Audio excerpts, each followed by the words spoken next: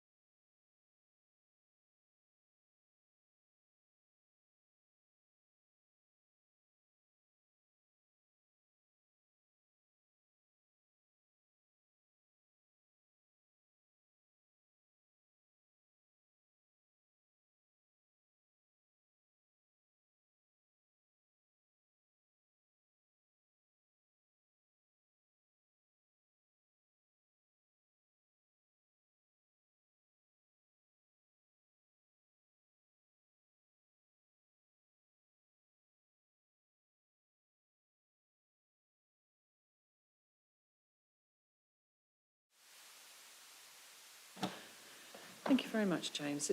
So good morning, everyone. My name is Councillor Anna Bradnam, and I'm the Vice Chair of this committee. And I'd like to welcome you to the Joint Development Control Committee taking place at 10 a.m. on Wednesday, the 21st of August, 2024.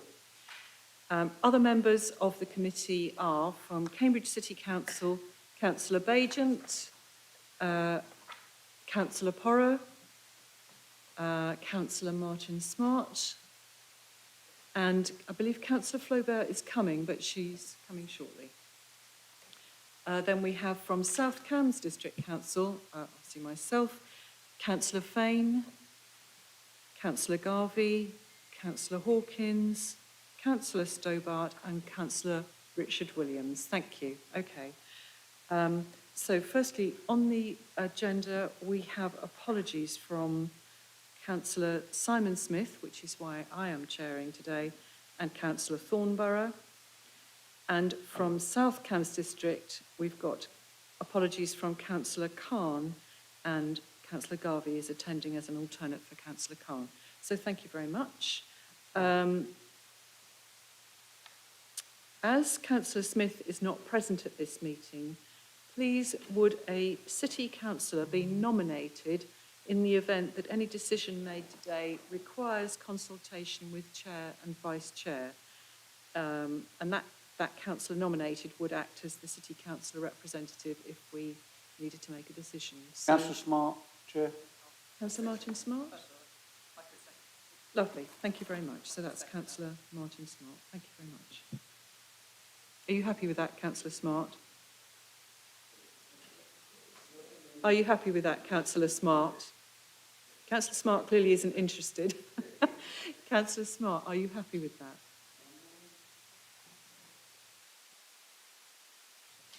Yes, Chair. Thank you very much. Thank you very much. Great. So the officers permanently at the table for the meeting are our delivery manager, Councillor Philippa Kelly, our legal advisor, Keith Barber, the committee manager, Claire Tunnicliffe, and our producer for today, James Goddard. So thank you very much to all of them. So housekeeping. So members, copies of the agenda can be found on the City Council's website under committee meetings, minutes and agendas. Please try and refer to the page and paragraph numbers within the agenda if you're referring to a specific paragraph or plan. Please can those in the council chamber note that everything on your desk, including your laptop screen, may be broadcast at some point. The camera follows the microphone being switched on, so councillors and officers are requested to wait just a couple of seconds before speaking to allow the camera to catch up with you. And please raise your hand if you wish to speak, and I will make a note, and others will help me make a note of the order of speakers. So for those participating in the meeting via the Teams meeting, the meeting chat is neither confidential nor private and can be subject to a Freedom of Information or GDPR request. So please only use it when we ask you to. And please can the meeting participants keep their microphone and cameras turned off until we come to the application that we'll be speaking on. So the process for consideration of the planning application is as follows. Firstly, the planning case officer will present the proposal and give an overview of the key issues as set out in their report. Then registered public speakers will be invited to have their say, and there will be 3 minutes for those speaking in support, 3 minutes for those speaking against, unless I've advised otherwise. And then the committee manager will ring a bell when the 3-minute time period has passed, and public speakers will then be unable to join in with the councillor debate. Then the committee, once we've had all the speakers, the committee will then discuss or debate the item and may ask questions of the case officer only.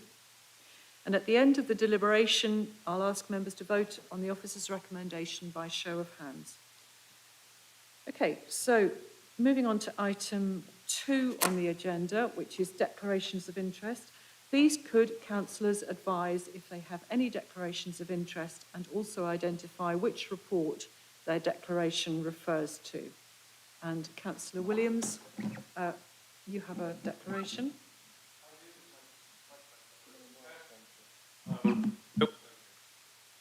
Wonderful.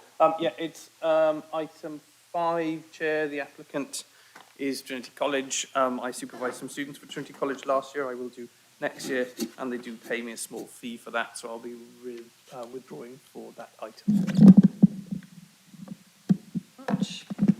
That's noted. And Councillor Bagent? Chair, I'm a member of Cambridge Cycling Campaign, Very Cambridgeshire much. Cycling Campaign. Councillor Bagent.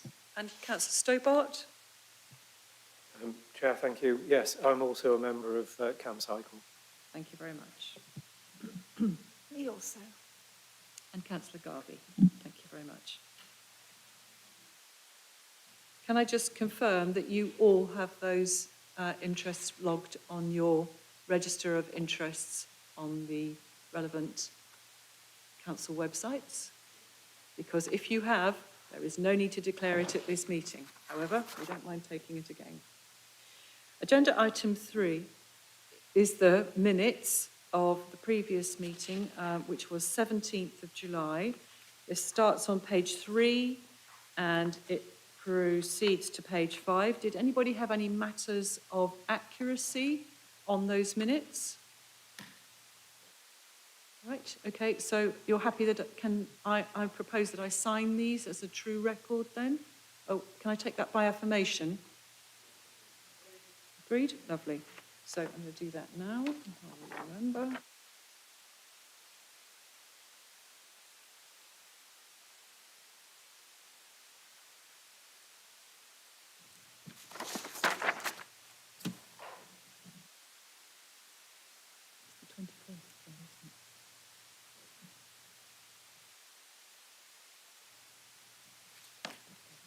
Thank you very much. Okay.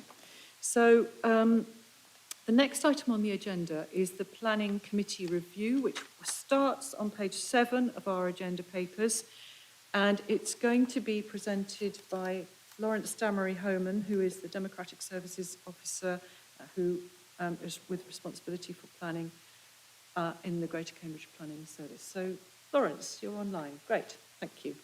So, thank you very. Would you like to introduce your report? Yes, thank you very much, Chair, and good morning. As the Chair's pointed out, I'm Lawrence Damery-Homan, and I'm Dem Services for the Planning Committee at South Cambs. And today, just quickly bringing you this report on the Planning Committee review project. So back in 2020, we had the Planning Advisory Service, also known as PAS, carry out reviews of all of our committees in the Shared Planning Service. And this internal committee review project has been undertaken in response to that. Of course, at the Shared Planning Service, we always do our best to embody best practice wherever we can. And in reviewing under the themes listed by PAS, reviewing our practices, we found that across the board, we are doing a very good job, but we are always looking to improve. And so what this report, it brings, I believe, 49 recommendations for consideration. I'll just run through the main recommendations that are designed to align our processes across all 3 committees within the Shared Planning Service. So we're going to be aligning our committee meeting formats, introducing a delegation panel for the City Committee and reviewing the current one at South Cambs. We'll be amending the scheme of delegation to align all 3 committees, going to increase or seek to increase member engagement in pre-app and applications via briefings. We'll also be updating our public speaking guidance and planning code of good practice. So you will note in appendices 2 and 4, we have 2 sets of draft paperwork. One is a member code of good practice for planning, and the other is just some agenda front text that will go on all of our agendas across the Shared Planning Service. I would note that these are both in draft at this stage, and any comments would be welcomed. And the same also goes for all of the recommendations laid out in the report. Rebecca Smith will be your best point of contact if you have any concerns or queries or requests for amendment. And otherwise, I think it's important just to lay out that with so many recommendations, there's going to be various processes required to implement them. So some of them, the more administrative side, apologies, will be straightforward and we can just crack on with those. But there may be things that need to go through yourselves as planning committee members or joint development control committee members, and also possibly civic affairs and full council. I think that's pretty much it from me. I'd just like to say a big thank you to all officers and members who were involved in the steering group. It's really a great example of the cooperative working we do across the Shared Planning Service, and a big thank you to Rebecca for leading this project so wonderfully and successfully. And the last thing will just be, as these changes come in, we are always open to feedback. We're always keen to have dialogue, and if any member feels they would like some support from myself or any of my colleagues and GCSP staff, will always be there to provide it. Thank you very much, Chair. Thank you very much, Lawrence. Those of us who were involved in the review process will be aware how very collaborative and thorough the process was. Also, I should point out that this paper has gone to both South Cambs District Council Planning Committee and also to the City Planning Committee, and all of the comments that were raised at those committees will be taken on board as part of the review process. Councillor Richard Williams. Thank you, Chair. If we're into questions, I was just going to move on to that. So there is no public speaking for this item, and we'll move on to member questions. But please don't feel the need to raise again questions and observations that have already been made at previous planning committees, because your points will have been taken on board from those.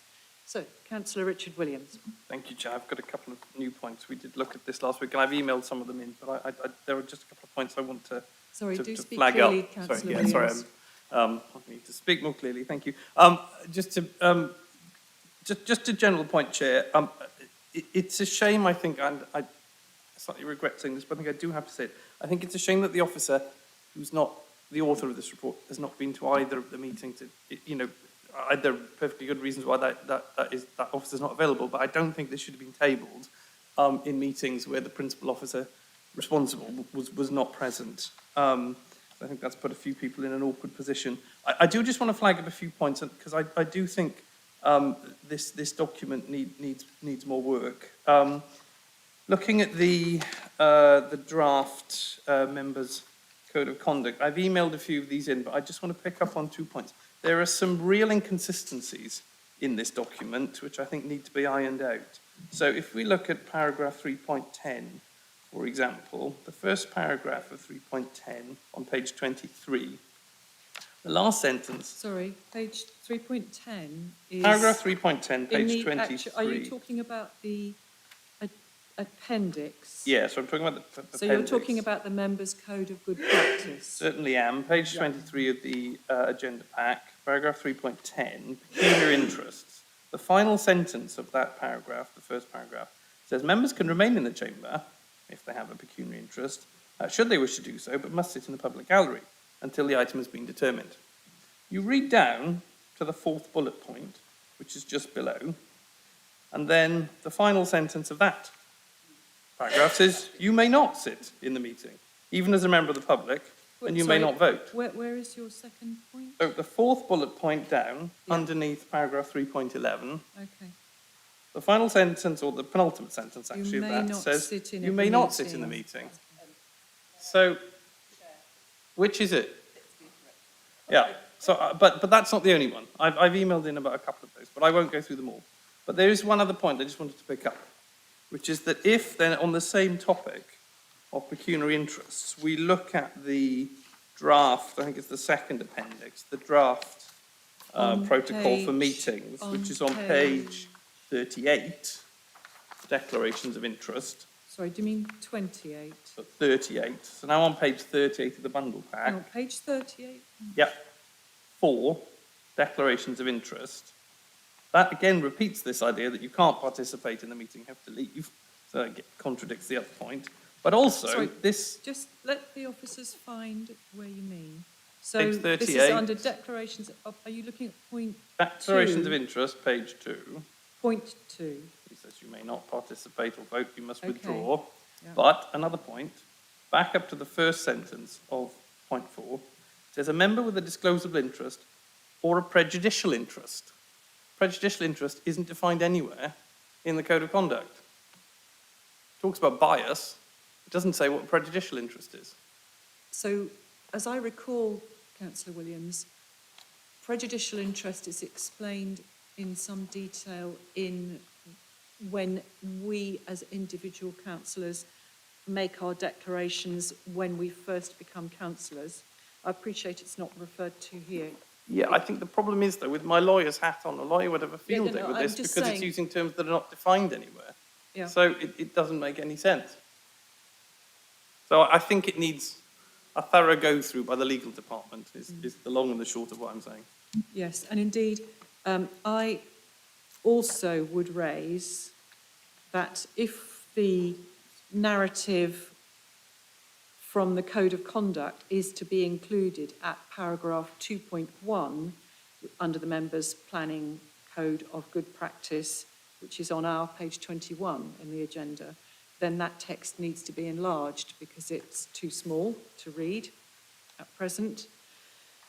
The other thing I mentioned at South Cambs, which I only raise it because it sort of relates to something that you're pointing out, Councillor Richard Williams, which is the consistency, and that is that sometimes I think this document is not very clear as to whether it is being directed at a member in their ordinary role as a local ward member, or whether we are a member of the planning committee.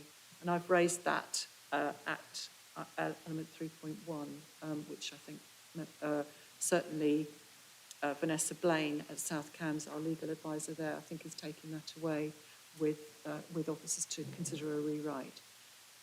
Thank you for that, Councillor Richard Williams, and I believe you say you've also emailed officers on these matters, so that's helpful. Did other members have any points to raise? Councillor Richard Stobart? I think Councillor Smart had his hand up ahead of me. Smart? It's okay. Sorry. I'll proceed then.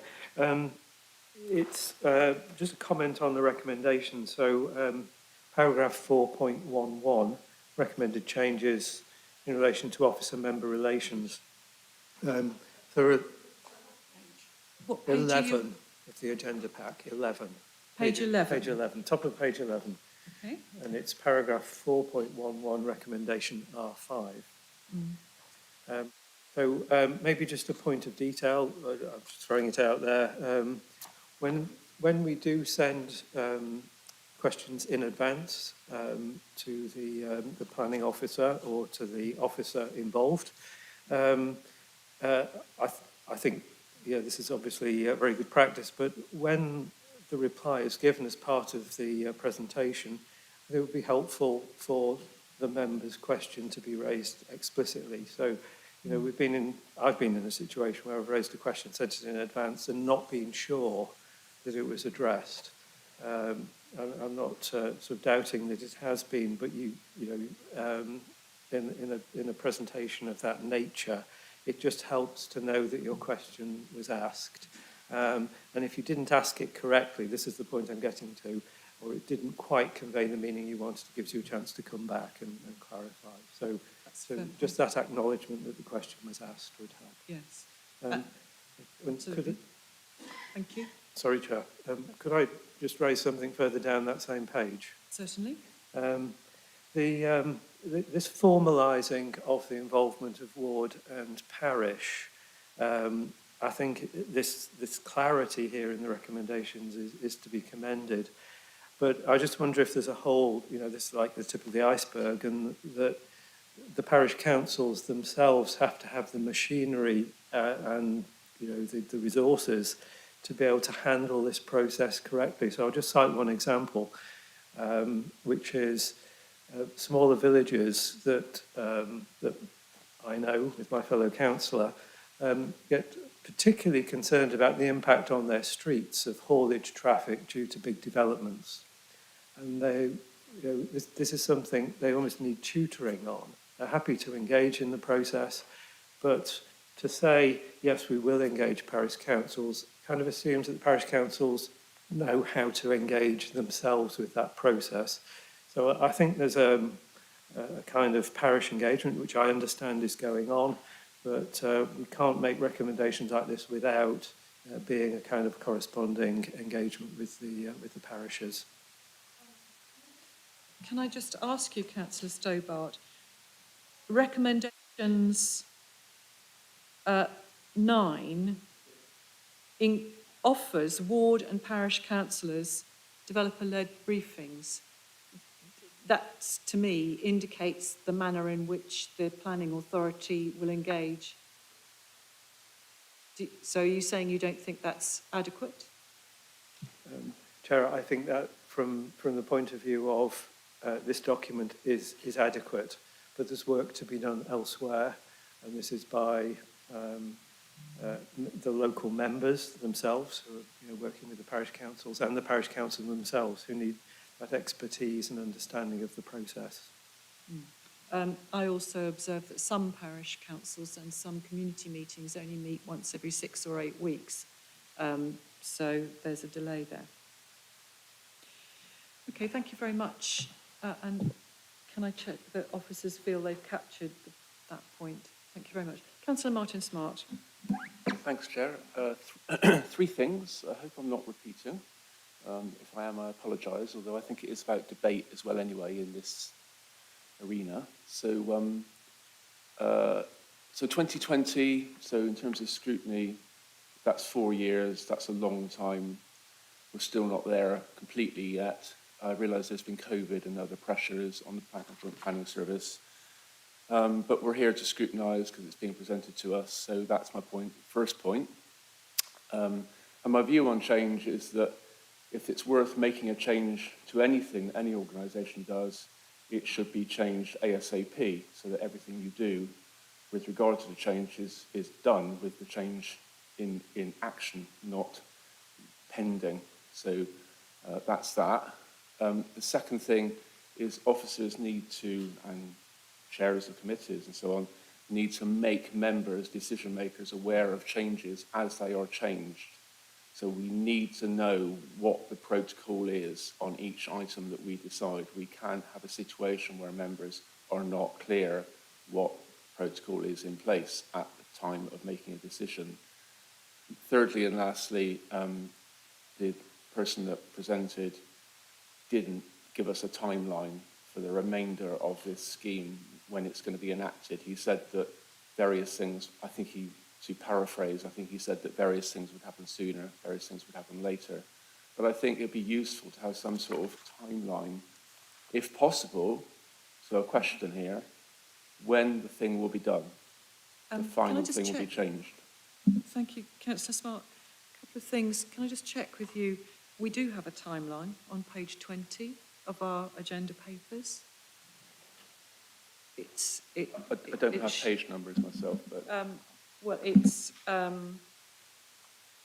the end of the officer report as Appendix 1. Have you seen that? Yeah, so when I asked this question before, I wasn't given a timeline, so maybe that's an update and I hadn't seen that. Where was it again? The end of the report? It's at the end of the officer report when we've gone through the 49 recommendations. Could somebody shut the door, please, so that we're not being disturbed by the corridor? And it comes as Appendix 1. Appendix 2 then is the Members' Planning Code of Good Practice 2024. So it comes between the two. So it's, I can see it now, I've got it. Okay. Thanks to my colleague here, it's just passed it over and I've got it online. It's very small, I can't see a date on it.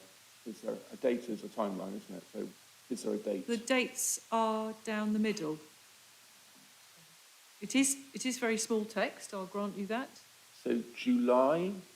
So if you look at the January, which is 1, 2, 3, 4, 5, 6 blobs in from the left, it says January 2024. So Chair, it's now August, I think, if I remember rightly. I'm sorry? It's August now. We're working through The timeline. So look, my point is, without wishing to be too, I know the officer could answer, Chair. Yeah. When will the thing be done? Okay. Lawrence, would you like to respond to that? Yes, thank you, Chair. So just for clarity on Appendix 1, the timeline. So this was the proposed timeline drawn up at the start of the project by the transformation team. And so this is running from August 2023 to July 2024. As members have noted, obviously, various things go on and timelines don't always stay perfect, but this timeline itself in Appendix 1 was the committee review project stage and the steering groups to get us to this point. Absolutely have sympathy and hear these comments on a timeline for when we will implement these recommendations. So my understanding of this report is we wanted to present all of our recommendations to the planning committee today to get any final feedback. JDCC, apologies, but yeah, to get any final feedback that can be sent to Rebecca, and then of course any changes that are made will be communicated to members. I hope that helps, but please let me know if you have any further questions. So Smart? Yeah, thanks for that. I mean, it helps. It doesn't answer the question, but I think we are where we are. I mean, I understand the process. I've been briefed one-to-one as well on this, but the point I'm putting to members as much as anyone else is that we don't have a time when this is finished, do we? And I think, so that goes back to my second point. As we go through this process, and we're still going through it, and it could be some time yet, nobody knows, I don't know, we need to be clear on when a change is made, because there are a number of changes. You mentioned 49 changes. We can't be in a committee meeting not knowing what decision is impacted by what protocol. Okay. Lawrence, do you want to respond to that? I just, well, thank you, Councillor Smart. Those are very reasonable points. And again, I think it's at this stage, we can't quite give a timeline on the bigger matters. Again, if we have to go through constitutional processes to get certain matters approved, obviously we have to tie that into our committee cycles. So as and when we have information on when certain recommendations are going to be implemented, your point's absolutely noted, very important point, and we will make sure everything is communicated with all members outside of meetings, as well as probably touched on in meetings as reminders. And as we've heard today, some members are still raising points that they might want to be taken into account. So obviously you can't, we can aim for a date, but while members are still making comments, obviously it hasn't quite come to the end. Okay, thank you for those points. Were there any other issues that any member? Councillor Toomey Hawkins? Thank you, Chair. Just a comment really on Councillor Richard Stubert's point and potentially the one we just discussed. In terms of parish and ward councillors, R9 is an offer to them. In the past, parish councillors have, or parish councils have said, they didn't feel they were being involved, before applications actually became real applications, if you see what I mean. And this is to say to them, there's a potential here for you to talk to the developers before they put an application in. That's all this is. It's up to them to take it up or not. And as you know, we already are engaging with parish councils anyway, in a new way. So any explanations that are required and assistance that are required will be offered. In terms of timelines, some of these changes will be constitutional. Some of them are operational. So asking for a timeline, I'm sorry, that is absolutely not something that could be done at this point in time, simply because the changes will take different timelines. But committee members will be informed, as has already been said, when those things actually happen. So trying to tie us to a timeline, we can't do that yet. These things take time to come through gestation and achievement. Were there any other questions, Councillor Smart? Since Councillor Hawkins has addressed that point to me, it seems to me you absolutely can give a timeline. I mean, the constitutional changes will happen at council AGMs, which are in, for our council, is in May 25. So there you go, that's a point in time. So we could have a timeline, but we don't. Not yet, no. Thank you. Councillor Bagent. I take it that this document will be going to Planning and Transport Scrutiny Committee in Cambridge after it's been finalised. To which committee, Councillor? Planning and Transport Scrutiny Committee in Cambridge after it's been I don't know. finalised. I don't think it will. Councillor? No, I don't think we know where it will go after this, Councillor Well, I Bagent. think you're I've not just asking us to checked. sign off on it without knowing where it's going on. That's the officer. Councillor, sorry, Lawrence, can you answer that? Where will it go after this? Yeah, so just for clarity on this report, this is just referring to South Cambs Planning Committee, City Planning Committee and JDCC. And as far as, sorry, what was the... No, go ahead. Was the other question, Councillor Bagent, sorry? I think Councillor... Question was, will this be going to Planning and Transport Scrutiny Committee in Cambridge? So the answer to that is no, it will not, because it's only affecting the processes of these three committees. And the other point was, that's what I wanted to touch on, was on sign-off. So again, this is an information item at this stage. We are not asking the committee to agree to these changes at this point. What this is a summary document of the outcomes of the review presented to you for your scrutiny and debate and your comments. And again, thank you for all your comments, members. They're very useful. Okay, right. Thank you. Councillor Richard Stobart. Chair, thank you. So I'm just going to comment briefly on the point that Councillor Hawkins raised. And I fully accept this is an offer made, and it's quite right. But the offer should include, so in case Sorry. of... So we're back on paragraph... Oh, yes, page 4. 11, paragraph 4.13, recommendation R9. Okay. I don't know if this is an effect of the system, an artefact of the way things are done, but you know, district councillors are sometimes not in the loop for this offer, even to be copied in on. And we will get parish council say to us, well, what do we do?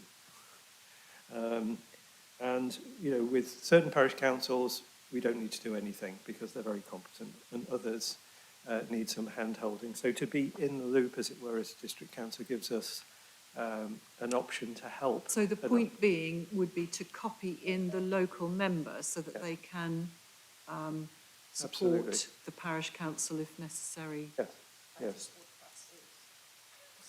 I'm not sure it says that exactly. It does say offer ward and parish councillors developer-led briefings for major pre-apps, which indicates that a ward member would be included in that. Okay. Okay? Lovely. Thank you very much. Okay, I can't see Chair, any other. Can we just Yes, come back, Keith, please, yes. on the point raised by Councillor Bagent and planning and scrutiny? I don't know whether it will go there, and I can understand why you're asking, so we'll find out and let you know. Thank you very much, Keith. Okay, right. So, we've raised some other questions, and I'm sure they'll all be fed into the pot. Can I just ask, will members receive a final draft of this before it... Lawrence, can you answer that? Yes, that would be the intention. We will be, for things like Code of Good Conduct, the Code of Conduct, would definitely come back to members for review and sign off. Again, at this point, we are just at the information stage for noting and feedback, but any changes that will be made will come to you. Okay, will that effectively be by email? I wouldn't want to comment on that at this point. I would imagine for larger documents it will come back to committee, and for smaller recommendations information would be electronic, but that is soft advice at this point. Okay, thank you very much. Can I just ask for an administrative pause? Oh, you've managed to sort out the display. Thank you very much. Okay. Yes, Councillor Baden? I can't emphasise enough, this document, when approved, will become council policy. It needs to go through a form of scrutiny, and I think that that needs to be made very clear. It will not be this committee's job to approve it. It will be for the respective councils to approve it.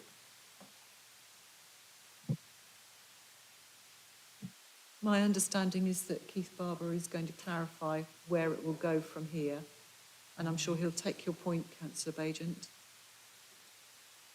Okay, right, members, let's move on. Thank you very much, Lawrence. Thank you for presenting that to us, and we look forward to another draft coming in due course by whatever means. Thank you very much. Thank you, Chair. Thank you, members. And I'm sure members would like to thank Rebecca Smith for the work that she has done on gathering all these good folk together and hearing their views about the best practice to be used across all committees. So thank you very much to Rebecca for that. Right, so that item is just for noting, and thank you, Lawrence, and presenting the report. Right. We just have sorry, a Councillor very Porrer. quick 1 minute break before we move into the long item. Okay, yes, do you want a break, members? Just a brief one to pause before we go on into the next item, which is likely to be quite interesting. Chair, can we have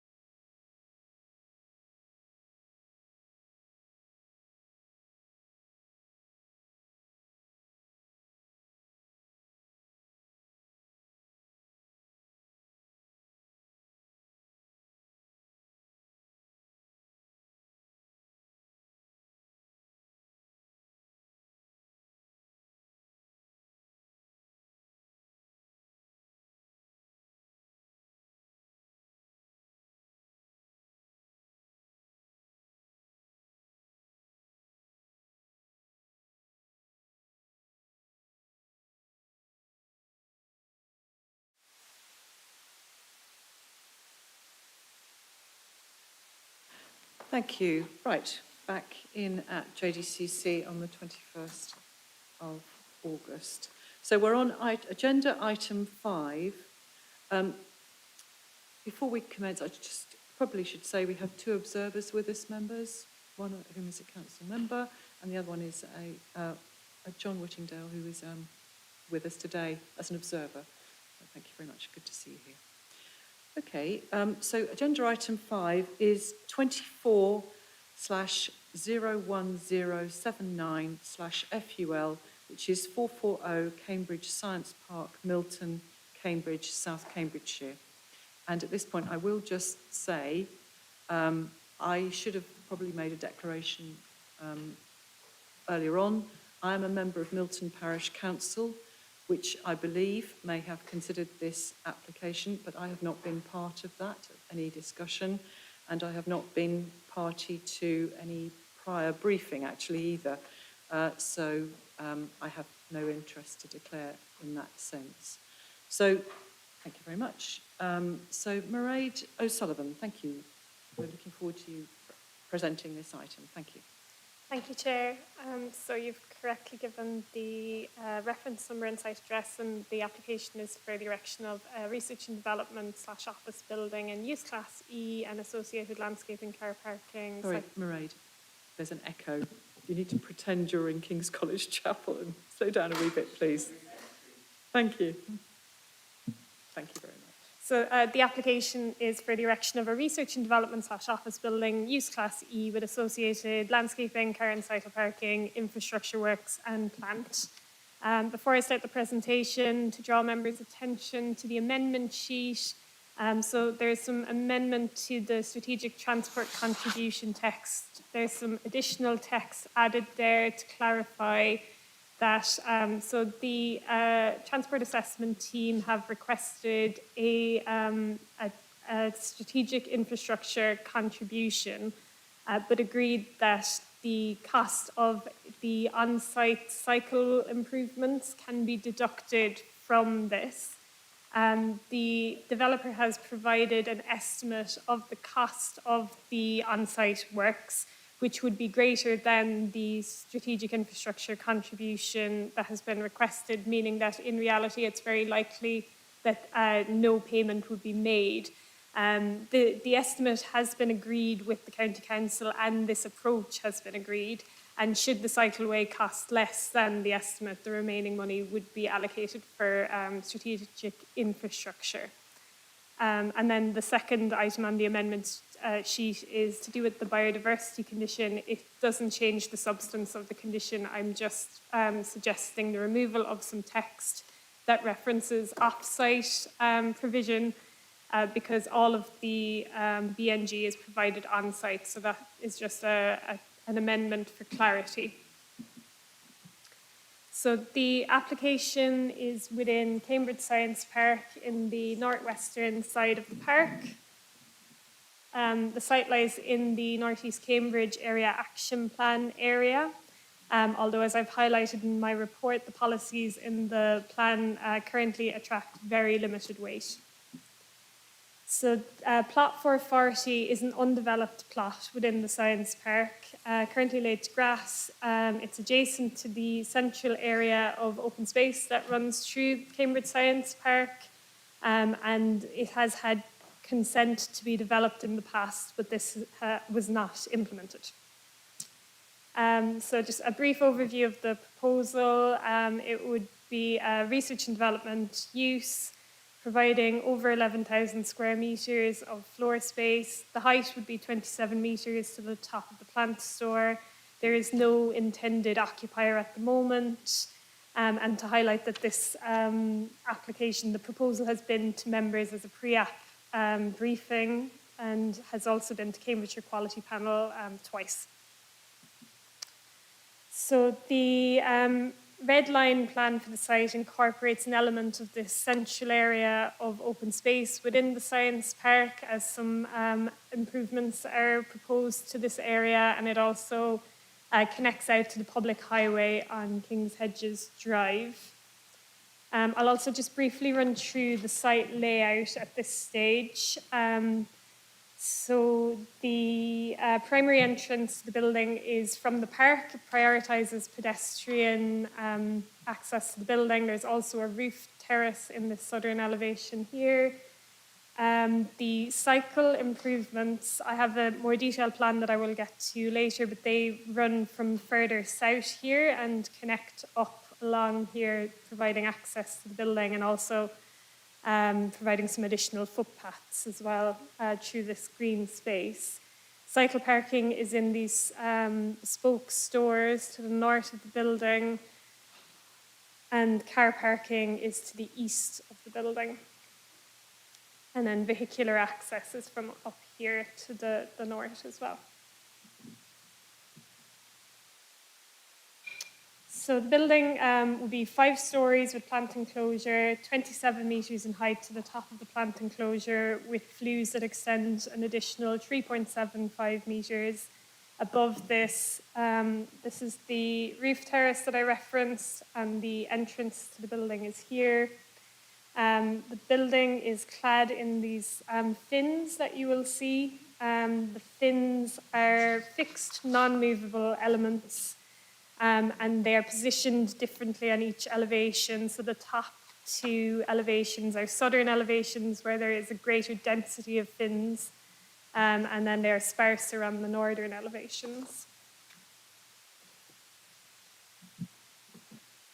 Then I just thought this was a helpful extract from the design and access statement that just kind of shows how the building works. So the building itself is quite a regular form of solid and voids, yes, and then there's an external skeleton which has the fins attached to it, and these would be a woven fabric. Details would be provided by condition.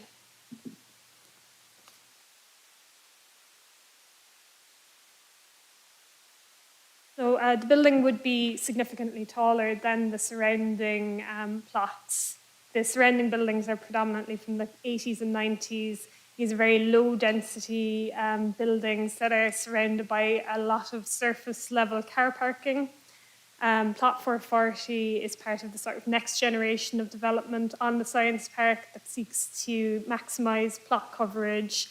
It reduces the amount of surface level car parking provided and seeks to provide active frontages to the street and to the central area of open space as well. And then just to note as well, part of the application, the urban design officer requested some further information about how the building relates to the surrounding plots, and a detailed study was provided showing how this would work, and including the kind of landscaping provision and the glazed elements on the ground floor which respond to the street and the park, and this was considered to be acceptable. So this is one of the LVIA plans showing the close-up view of the building, the rendered view of the building. This demonstrates that it would result in a high degree of change in local views because it is a large building. However, this impact has been considered acceptable by design and landscape officers. In terms of the strategic long views, these are some more extracts from the landscape and visual impact assessment. The only long view which is impacted is this view at the bottom, which is from the Mareway pedestrian and cycle path to the north of the city. Here the building does break the skyline, and the LVIA notes that the impact here would be moderate adverse. However, as part of the application, some amended tree plans have been provided showing some taller tree planting on the northern and western elevations. So that is like along this swale here and to the north. These trees will be semi-mature on day one, ranging from about 3.5 metres to 5 metres on day one when planted. And these trees would sort of get up to 30 to 40 metres in height, potentially over the life of the building. So with these trees, they're considered to suitably mitigate the height of the building, and they would soften views when viewed from the Mayor Way. So the scheme also includes very comprehensive, high-quality landscaping scheme. This includes the open-air courtyard element, which will be a sort of an area of amenity for users of the building, and it also allows cross-ventilation of the building. There is the swale and tree planting here that I referenced. Trees here are clustered and are positioned so as to allow views out of the building, so the canopy would be raised, and they're sort of positioned with the kind of solids of the building. There are some amendments to the central area of open space, new paths and new planting, landscaped edges to the east, as well as landscaping to the north, adjacent to the kind of service area here. And then these are the floor plans showing the layout of the buildings, which they're a mix of office and lab space with the roof terrace here on the top floor. There would be level access throughout the building, and all of the entrances would have level access.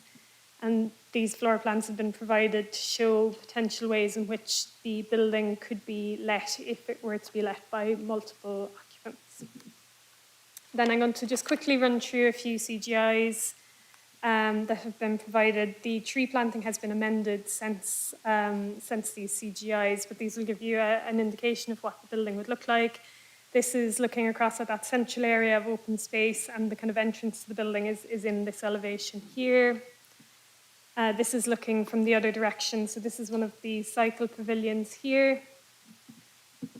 And then this is sort of further back with that kind of central area of open space in the foreground, the entrance to the building here, the roof terrace in this area. And then this is a view of the internal courtyard. And then this is a view showing this point that I mentioned around the canopy of the trees being raised, and there being sort of an active frontage on this elevation with a large amount of glazing at ground floor. And again here.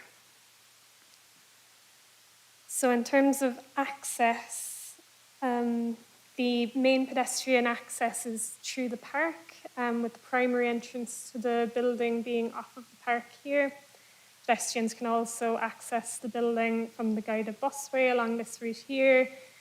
Cycles will predominantly access the building from here, and the next slide I have will show the cycle improvements. So at the moment there is a sort of pedestrian and cycle path that goes from the sort of gate to the guided busway here, and it ends here. So this application would provide a new sort of Copenhagen-style crossing across this road here with a shared cycle and pedestrian path that would run all the way up here, providing access to the cycle stores to the north of the building, and meaning that cycles would not come into conflict with cars when turning into the site. It also provides some additional paths through the park to provide better pedestrian access. And this improvement would benefit other users of the Science Park. It's considered to be a local infrastructure improvement, which is identified in the North East Cambridge Area Action Plan, IDP, as something that is required. And then the vehicular access is from King's Hedges Drive here. So here's the sort of detailed technical plan of that cycleway. So this is the element to the south. This is where it joins up with the existing sort of pedestrian and cycle path with the new crossing, the kind of shared path here that then comes along here, and then some additional footpaths as well. And this is just an at-level crossing across one of the entrances to one of the surrounding buildings. So in terms of parking, cycle parking, as I've noted, is to the north of the building in these stores, and then there is some visitor cycle parking to the front of the building. Car parking is provided to the west of the building. So there is an element of parking provided on site, and then there is also some off-site provision, which I will come to in a moment. In terms of cycle parking, there are 154 cycle parking spaces proposed on day one. There is a high volume of double-tier racks because there is a high volume of cycle parking spaces to be provided, but the divide between these and Sheffield stands is in line with policy, which requires a sort of minimum of 20% to be Sheffield stands, and here we have 21%.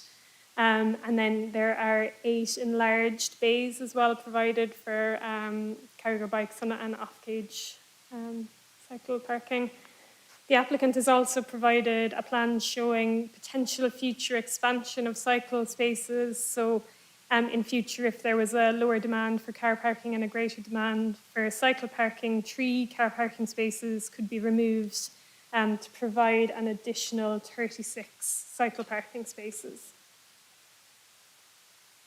And then just to note that the cycle parking is conveniently located for the supporting facilities that are provided in the building.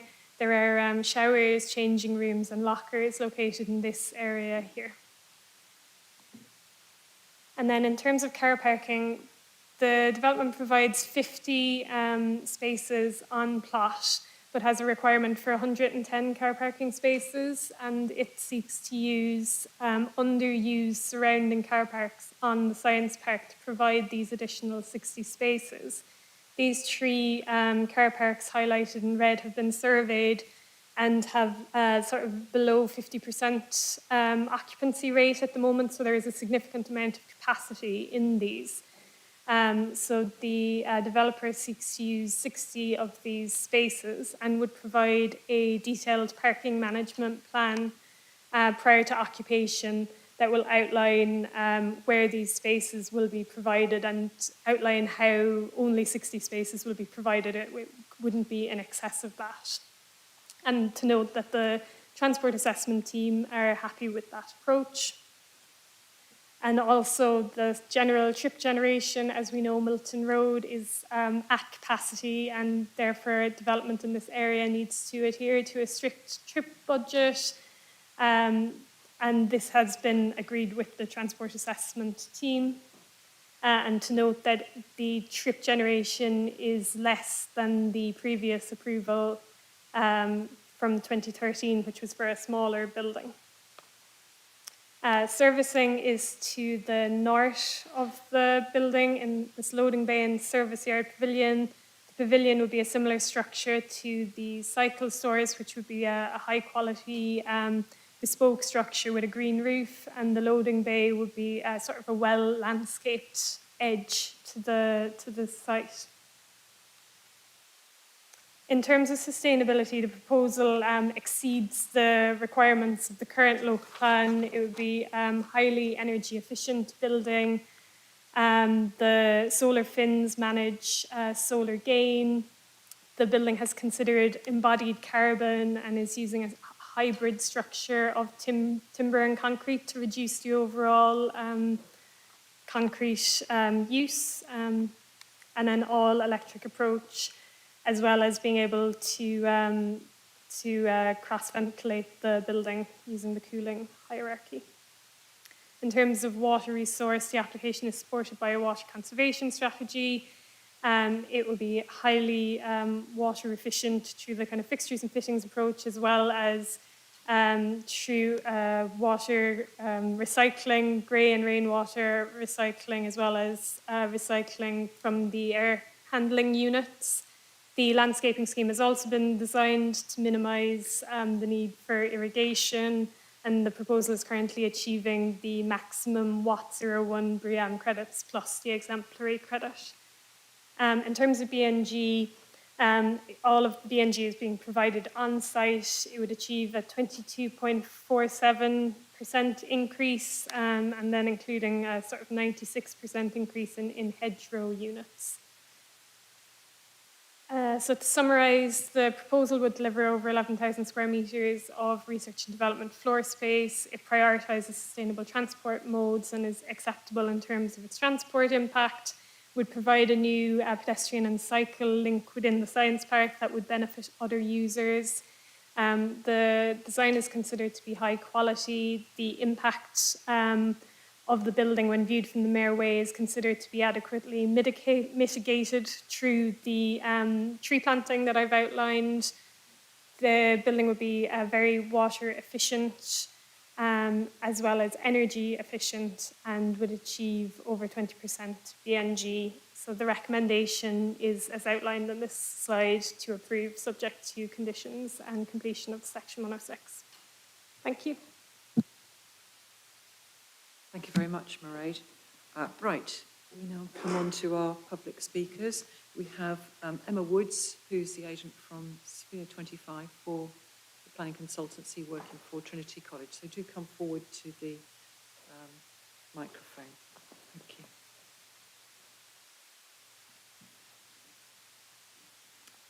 When you're ready, you've got 3 minutes. Thank you, Chair, and thank you, Mairead, not just for today, but for a collaborative pre-application process throughout. We've developed our proposals through a series of 9 pre-application meetings, 2 quality review panels, disability review panel, public consultation, and a pre-application briefing to this committee. We genuinely believe that this process has led to a better outcome, and we thank you for the time invested. I'm Emma Woods, Director at Sphere 25, and I'm here on behalf of Trinity College. Jamie Trivedi-Bateman, Director of Investment at Trinity, who brought the scheme to you at the pre-application stage, really did want to be here today and sends his most sincere apologies. Plot 440 on Cambridge Science Park is being brought forward to deliver much-needed flexible research and development space within this highly successful employment allocation. Trinity owns the freehold of the Science Park and controls a significant number of the buildings and plots, as well as the communal estate areas. The Cambridge Science Park is a very significant long-term investment for the college. The college has owned this land for almost 500 years and considers itself to be a steward of the estate. Its strategy is to continue investing in sustainable growth on the park for the benefit of future generations. This is exemplified through the development of remaining plots such as 440 and wider community and social investments such as the recent opening of the Cambridge Science Centre at the Trinity Centre on the Science Park. 440 features exemplary design quality with longevity, well-being and sustainability at its core.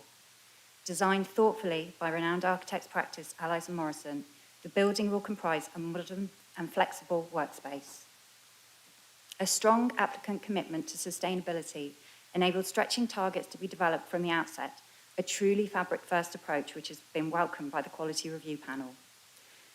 Sustainability has been considered in the round, including the health and well-being of future employees through a commitment to target a well-ready gold standard. The well-being credentials are carried through as the building is designed with a garden at its heart, providing a shelter space connecting the inside of the building to the parkland setting. We're aware of the water challenges faced by the area and have approached the design with an objective to minimise water usage throughout, reducing demand and maximising water recovery. Part of the sustainability credentials of this site relate to ensuring this building will be fit for purpose for long-term, ongoing tenant cycles, reflecting the long-term investment interests of this applicant. The fin design has been an ongoing process of analysis to ensure the angle, depth, spacing, longevity, durability, buildability, and ongoing maintenance are all considered alongside the aesthetics of the building. The pedestrian access into the building has always been the primary and main mode of access, creating a safe and welcoming entrance from the central park and linking into existing desire lines from the guided busway. Cycle access is provided to the north of the building via upgraded access routes to the site, benefiting not just this plot, but improving cycle connectivity in this area. The site benefits from being delivered by Trinity, and as such, we've been able to look at car parking as part of a holistic solution. Are you bringing your presentation to a close? Thank you. Plot 440 has evolved with a clear focus on the sustainability credentials of the building, working together to create a recognisable and characterful presence within the Science Park. Thank you. Thank you very much. Okay. So, if you'd like to turn your microphone on, thank you. Right, so members, we have an opportunity to ask the case officer questions. So, members, would you like to indicate if you'd like to ask some questions? Councillor Fain and Councillor Garvey. Councillor Porra and Councillor Floyd. Okay, Councillor Fain first. Thank you, Chair, and thank you to both the case officer and to Mrs Woods for a very clear presentation. And I noted the focus on longevity, sustainability at the core. My question relates to, I think, the fins, because although there will be more detailed consideration of these, I think it was referred to them as, they were referred to as being fabric, and indeed Mrs Woods referred to longevity specifically in relation to the fins. The reason for my question is that the appearance of the building, which at one stage the plan showed it being 30.5 metres, I thought it was 27 metres total height, will of course not be offset, as was suggested in the penultimate slide, by the new trees, which are at 5 metres, at least for many years. Now, it seems to me that both the sustainability and the appearance of the building are dependent on those fins. Paragraph 1.5, page 43, I accept the building is considered to be distinctive and high quality. But of course, the current para 131 of the NPPF refers to high quality, beautiful and sustainable buildings.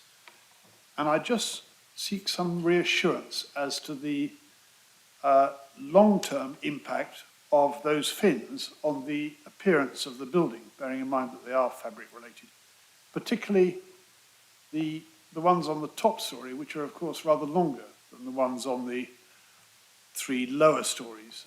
And one could envisage a situation where those fins could become discoloured, even some of them might become broken.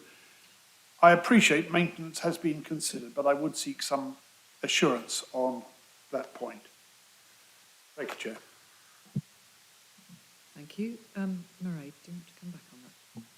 Thank you, Chair.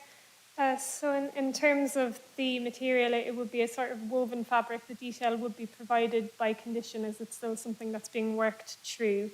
We have conditioned sort of a maintenance and management of the fins as well. So prior to occupation, we would require details of how these will be looked after to ensure that the building would continue looking good in future. I would say as well that it would be in the best interest of the applicant as the owner of the science park that their building does look good as well. So I feel like that condition does offer us enough sort of security that the fins would be maintained well. Thank you. Yes, I raised this point myself in the Chair's briefing. Our attention was drawn to the condition which requires there to be a maintenance regime for the fins. I was concerned that particularly since they are fabric and woven, that would be quite hard to achieve. And so it's up to Trinity to ensure that there is a maintenance regime which is adequate for the materials being used. So, Councillor Garvey. Yes, just one point just about the fins. Is it proposed that the fins will last the lifetime of the building?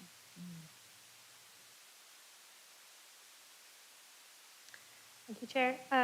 So the fins would be designed to last the life of the building, but I know as part of the sustainability exercises, they're considered how elements can be removed, repaired and maintained over that 100-year life cycle. That's been considered. The reuse of materials and maintenance has been looked at in great detail.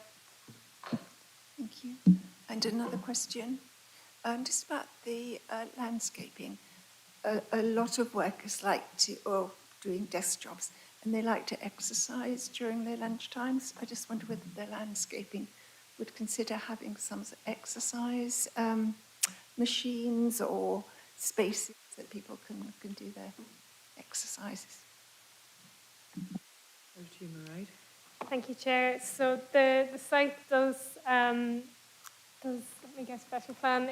It fronts onto that central area of open space, which is quite a significant green area. So I think there is quite a lot of scope for people to exercise in that space. And I know there is a gym on the science park as well. So I don't know that we could require the provision of those type of things through the application, but I think there is a lot of amenity for workers in the building. Just one other, oh, I forgot. Well, if it comes back to you, do come back. I've got Councillor Porrer and Councillor Flobert. Councillor Porrer? Thank you, Chair. I just want to say, before I have the comments, I really welcome the changing places toilet, because I think that will make a huge difference to employers, and I hope when it is marketed, the applicant will make a point of that, because that could be life-changing, allowing some people to work who previously couldn't. So I really welcome that. And I welcome the fact it's aimed to be exemplar, and I would hope that perhaps once it's up and running, we might be able to come and see, because actually I think the more we can learn from these particularly quite cutting-edge buildings, the better, the good and the bad, because it's all important for our future decision-making. So I just wanted to ask the officer, could you just remind me the height that was previously consented, and obviously the NEC AAP indicative heights, just so I can kind of get an idea of just a little bit how much higher it is. Although I have to say, I do accept that, building up on brownfield is kind of where we need to be going to a certain extent. So I'm not necessarily that's a problem. It'd just be useful for me to get it into perspective. I do personally like the design, but I think, as Councillor Fain says, I do have some real concerns about the fins. I welcome the maintenance condition. What I wouldn't want to find is, sometimes these glass buildings, you end up with a massive crane thing permanently hanging over the side to clean them, that rather ruins the nice, clean look. So I hope that officers will be quite robust in making sure. And obviously they are cream and white. If they're covered in pigeon poo, which is probably going to happen, that is not going to be quite so attractive. And I do appreciate that Trinity will have to manage that. But, if this is a flagship building that is going to be significant in the impacts of its views, I would urge officers to be extremely robust in making sure those conditions are properly enforceable. And apart from that, I just want to check, we mentioned movable planters on the balconies. I'm assuming that they're movable within the balcony, but they wouldn't be taken off. Thank you. Over to you, Mairead. So 3 elements: height versus the kneecap consent, maintenance of the fins and movable planters. Thank you, Chair. So in terms of the height, just to clarify, that the height would be 27 metres to the top of the plant enclosure, and then the additional 3.7 metres that brings it up to 30.75, that's the height of the flues. So in terms of the North East Cambridge Area Action Plan, the policies within that don't carry any weight, so we can't use those in decision making. So this hasn't been assessed against those policies, it's just been assessed on its own merits on the basis of the landscape and visual impact assessment that's been submitted with the application. In terms of the planters, those would just be movable within the roof terrace. So it just allows maximum flexibility for that space to be used for different purposes. Sorry, do you have to hand what was proposed as the height maximum in the kneecap arrangement, even if it's not carrying so much weight? I don't have that plan with me because it's not what the application was assessed against. As I recall, yes, you said 27 metres. It was. This is 5 stories, isn't it? I think we were looking at fewer stories.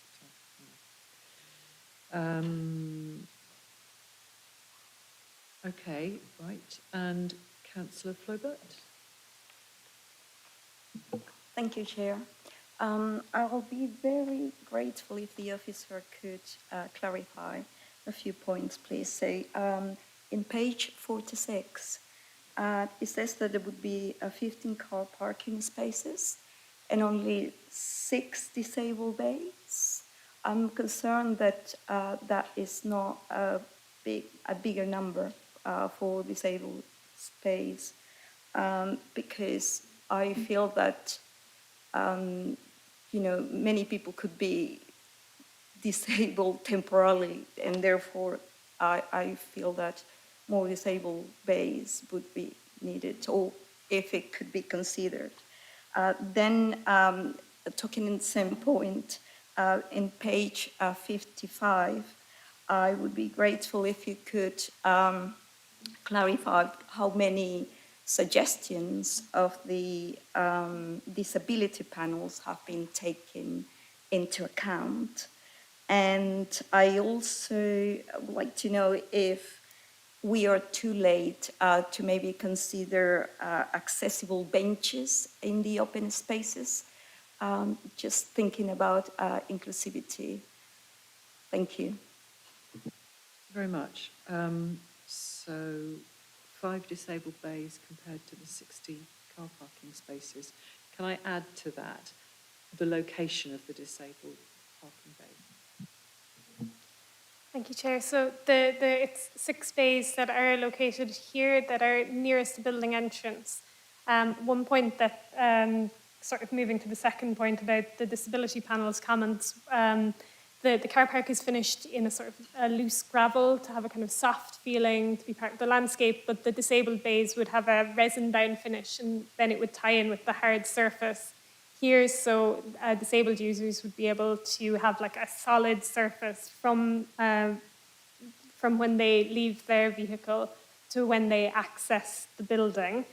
The number of spaces is considered adequate, and if there were a requirement for people to have spaces closer to the building, this would be a managed facility, and I think that could be accommodated, and perhaps something that could be considered through the parking management plan, potentially, but I think it would be a managed car park, so should people need spaces nearer the building, I think that would be possible to be managed.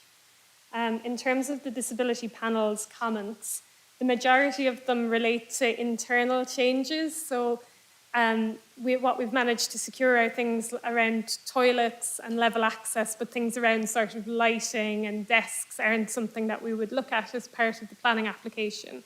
But the applicant now has that information to inform their internal fit out of the building. And then in terms of accessible benches, this is something that we have been talking to the applicant about, and is something that will come forward through the hard and soft landscaping condition details. But the sort of high level information we've had does support having kind of spaces for wheelchairs and that type of thing, accessibly designed street furniture. Thank you. So the point that Councillor Flaubert made is 6 sufficient, and you've said that it was deemed to be adequate with a possibility for review through the management system later on. Exactly. It would be a managed car park, so should there be a greater demand for spaces near the building, I'm sure that any user of the building could be allocated a space as required.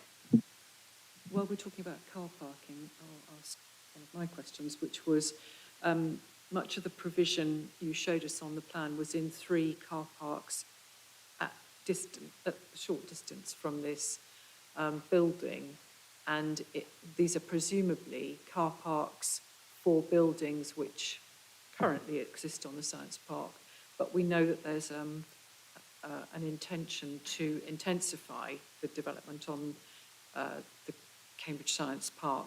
And so I'm just wondering about the longevity of those parking spaces. And so we've got 60 parking spaces, but what is the expected need for the total number of car parking spaces? Is 60 what's deemed to be necessary, but they're all off-site? I just wanted to check how that's going to be planned for. Thank you, Chair. So there is more than 60 spaces available in these 3 car parks, but the development requires an additional 60 spaces. The fact that there are 3 car parks allows more flexibility, and it'll be for the applicant to demonstrate through this parking management plan that we have conditioned how they will provide those 60 spaces, in which car parks there will be, and how it will be no more than 60 car parking spaces. Okay, yes, Councillor Stobart and then Councillor Garvey again.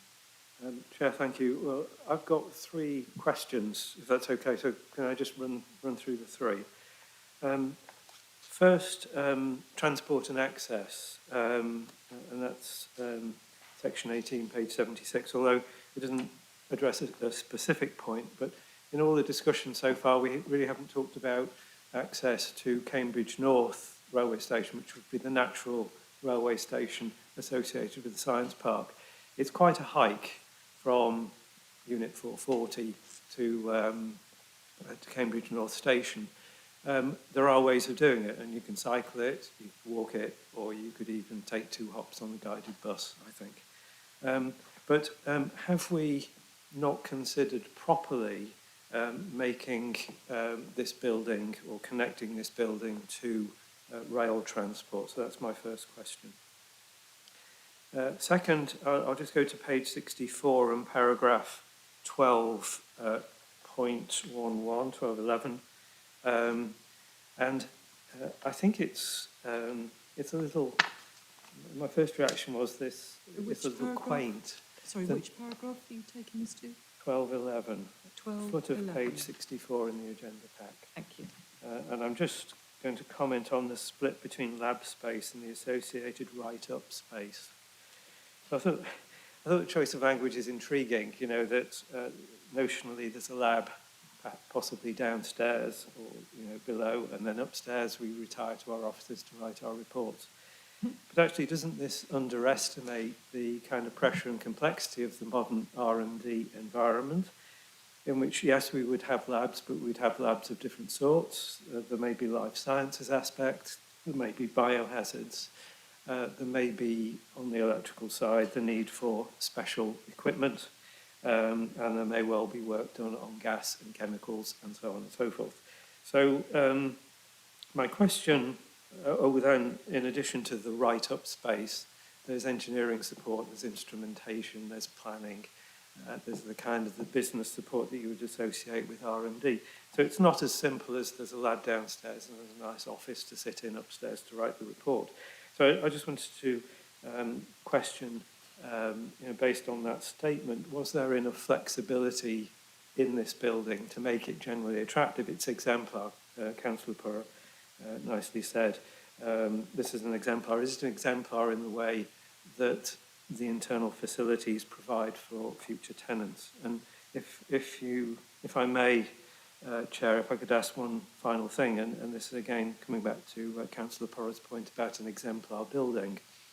So there's a very nice kind of provision of water-saving measures, but will we know we're saving water? So is there monitoring and metering in place that will allow us, almost by tenant or by area of the building, to say how efficient this building is and how much of an exemplar it is with regard to water management? So it's turning the prospect into some real data which will demonstrate the utility of the building. Sorry to interrupt you, Councillor Stobart. Can I just remind members, this is a point to ask questions of clarification of the case officer, and we'll go into debate shortly, but if you could just, we're asking questions of clarification to the officer. I'm sorry, I should have reminded you of that before. Chair, but they were specific questions. I was looking for additional detail, but gladly expand on those later. Transport and access and the flexibility of the building for its expected use. Thank you, Chair. I wondered if for the first point on transport and the sort of connections with Cambridge North, if I could bring in Jez Tuttle from the Transport Assessment Team, who's joining us virtually. Jez, would you mind responding to that point, please? Yes, good morning. My name is Jez Tuttle. I'm the Transport Assessment Manager at Cambridgeshire County Council. Through the Chair, the overall strategy for the site is to provide high quality public transport and cycle routes to the station being a key transport interchange, as well as being the end of the guided busway. And as part of the overall strategy for the site, those links will come forward. At the moment, the cycleway proposed that runs southwards from the site will actually link into the busway cycleway, which then runs all the way down to the station. And indeed, if someone wanted to get the guided bus, it would be 2 stops to the station as well. So there are links that are available at the moment. The Science Park site itself also has Voi bikes and scooters that you can hire. So that's another way that people could get to and from the station. So At the moment, the links are there. As the whole area progresses, those links will get gradually better and of higher quality, so that they will encourage more and more people to go by bus and cycle. There is also proposed, as part of the area-wide strategy, shuttle buses that may well also take people from the station to various units on the science park, and this would go along the main loop road, this site being just behind unit 290, and would be served by stops on the loop road as well. So there are at the moment a number of options for getting to the site from the station, and in the future those options will actually be enhanced. Thank you very much, Mr. Tuttle. It's really helpful. Thank you. And the second element was the flexibility of the building. Right. Thank you, Chair. So the building has been designed to be very flexible in terms of future use. The layout of kind of lab to office space could change in future. Use class E is a very open use class, so it is possible for that to change, and the building has been designed with kind of floor to ceiling heights and ducting and all of the things required for it to be possible to change the use as needed in future.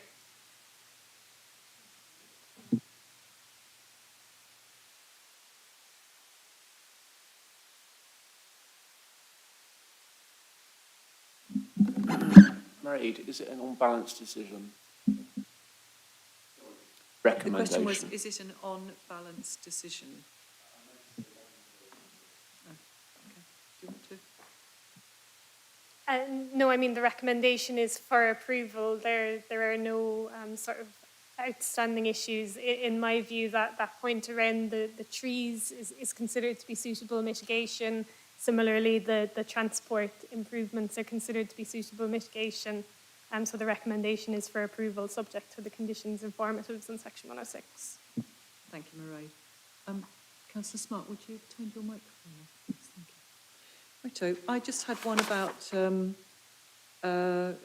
navigation on the site, because on the Cambridge Science Park, the front doors of buildings point in different directions according to where they are relative to roads and the spine. So I just wanted to be clear, because when you look at the building, there's all of the fins on the top and then this very low ground floor. Will it be obvious where the front door is and how people would access the building? And will that be wayfinded? You know, on the spine road, there are clear Cambridge Science Park signs that say, you know, plot whatever, or the unit or the building or the business that's there. So will that be clearly signposted off the outer road or the inner road, or how will it be? How will people find the front door? Thank you, Chair. So we have conditioned the wayfinding strategy. So we would see some details of how the building will be signposted to guide people through the park to the front door. I think also the landscape design will help make it very apparent where the front door is. There's also a sort of very high-level public art scheme proposed in the design and access statement, and that shows a sort of series of pieces of art through the park with an additional piece in the courtyard, and that will also help to sort of guide you towards the building. So I think there's a robust suite of measures. Thank you very much. Okay, are there any other questions, members? Councillor Garvey? Cambridge Science Park has a very patchy cover by Void bicycles.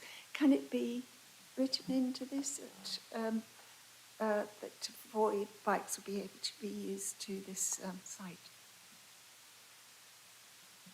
Over to you, Mairead. I don't think that's in our control, but over to Mairead.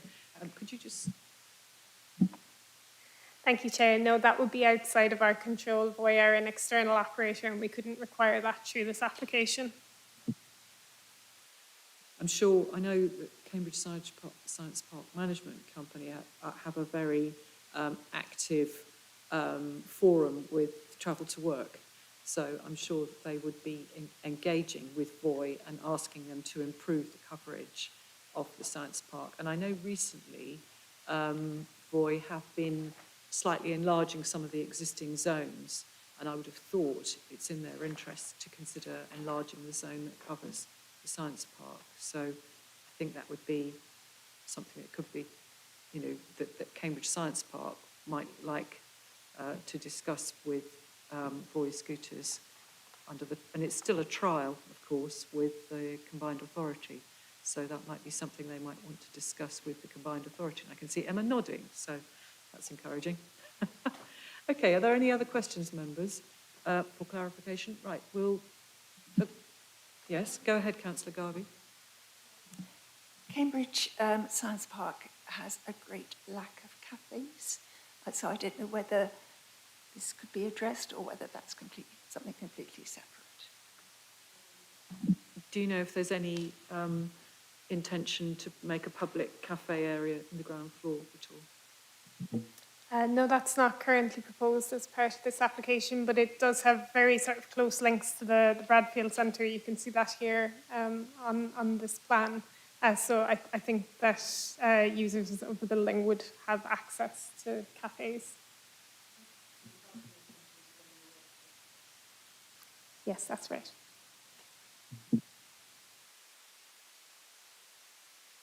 I think we're moving on into debate then. So thank you very much indeed, Mairead, for your presentation, and thank you to Emma. Members, who would like to discuss? Councillor Dr. Toomey Hawkins. Thank you, Chair. I think first I just want to point members to paragraph 9.10 on page 61, which is where I want to start, where the Quality Panel Chair's review feedback states the scheme aims to be exemplar and could become a model for other sites coming forward in the area. And to me, this shows just how well Trinity have worked with the Greater Cambridge Shared Planning Service to come to this point. And really, I just wanted to,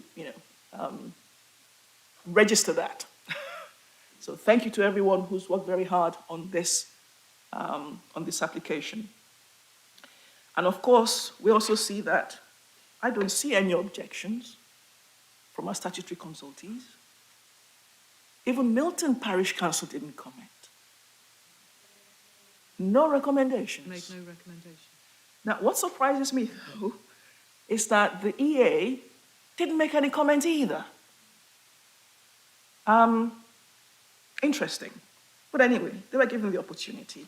And as far as water issue goes, the fact that we have condition 36, which talks about water metering and monitoring system, obviously will help us to actually just know whether or not we are saving water or all that goes with that one. I'm not sure what else I can say, really. It's a good application. We've got, even the fins issue, whether or not maintenance, there's a condition for maintenance, right? So the issues that we would normally be concerned with have been resolved. BNG, on-site, 22%. I'm supporting this application. Thank you. Indeed, and I think it's to the applicant's credit that they have been to the quality panel twice and to the disability panel, and I think that's it shows that they have taken on board many of the recommendations that were brought to them. One of the things that I had was concerned about was whether the courtyard in the middle of the building would be drafty, and in fact they've sensibly moved the lobby part, the glass lobby part on the ground floor to one side, such that there shouldn't be a straight through draft through. That's sensible. Anybody else, anything to recommend? I think, yes, Councillor Flaubert. I thank the officer for her reply before, but I feel that we could actually add conditions condition 30, parking management plan, and to make sure that we have sufficient spaces for disabled people if required. I think that it wouldn't be too much to ask, and also to have an informative to consider really the disability panel's comments, because otherwise there is no other place where this could be considered other than here at the moment. And I think it's very, very important to have those color warrants and Just to ask Councillor Flaubert, were you aware of something that was raised by the disability panel that you think has not been taken into account? Well, the officer just mentioned that it's not to us to decide on these points. Therefore, there isn't any other place where these points could be taken, or we could oblige the developers to consider these. Sorry, I'm not disputing that. I just wanted to ask, was there something about, because we've been told that 6 disabled spaces is deemed to be sufficient and within policy. So I'm just wondering, is there something else that you're concerned about that you think hasn't been covered, that could be covered more adequately by this? Yes, the colors in benches. 55. Sorry, I'm just going to look at it. So 55. Was it 55? Sorry, I'm looking for the page now. Page 103 was the parking management plan that you drew our attention to, the condition. So would it be under landscape management, do you think? Parking? Yes. Do go ahead. Thank you, through you, Chair. I was just wondering, Councillor Flaubert has concerns about the disabled parking provision. Yes. And I wonder whether we could just widen the scope of condition 30, which relates to the parking management plan. Mm-hmm. So if we just read through that, the second sentence states, the parking management plan shall specify how initial locations of the off-site car park locations and the proposed monitoring arrangements, how on-site parking, at that stage I would suggest including the phrase including disabled parking provision. Yes. That way you've specified it so that that will ensure that that is included within the scope of further submissions to discharge that planning condition. Yes, thank you. That's exactly what I meant. Thank you so much. And Chair. But to also mention about accessible benches. Yes, please. So, right, we'll amend the wording on the parking management plan. Landscape management is, I think it would come under landscape management. Okay, so Mairead, did you want to come back? That landscape management is condition 15. Did you want to? Condition 15. Oh.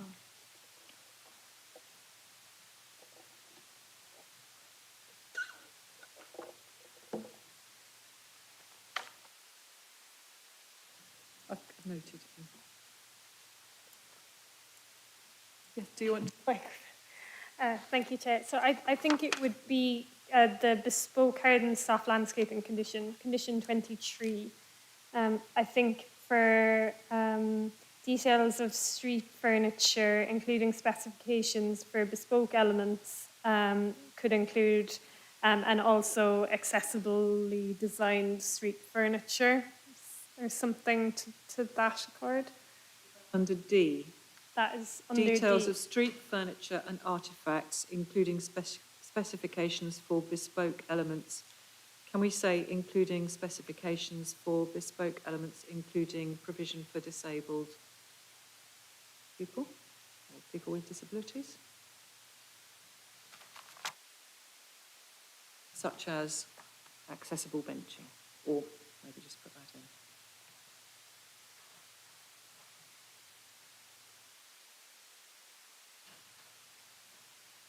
Okay.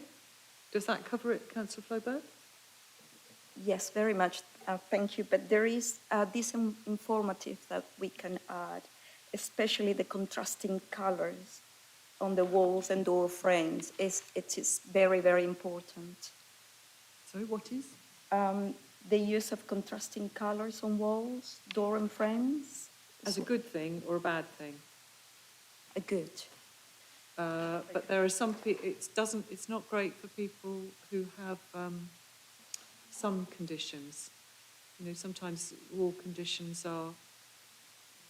But Chair, I mean, this is the disability panel is composed by people with disability.